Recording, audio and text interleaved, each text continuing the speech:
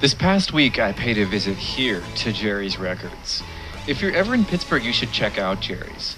First of all, as you can see in these photos, they have an absurd amount of albums. But secondly, and most importantly, everything's really cheap. Most of the stuff I buy there is just $5 or $10. Here's what I got on my most recent trip. This first record is the debut album by the Status Quo.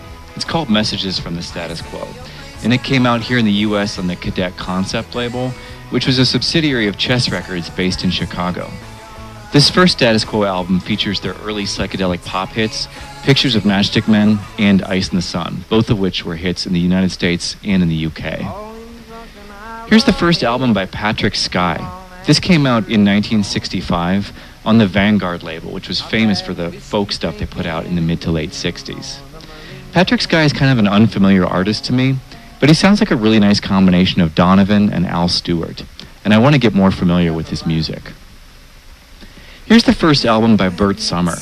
Sommer did some recordings with the Left Bank and then released a number of solo albums on Capitol and Buddha Records. This first one is called The Road to Travel, and it came out on Capitol in 1968.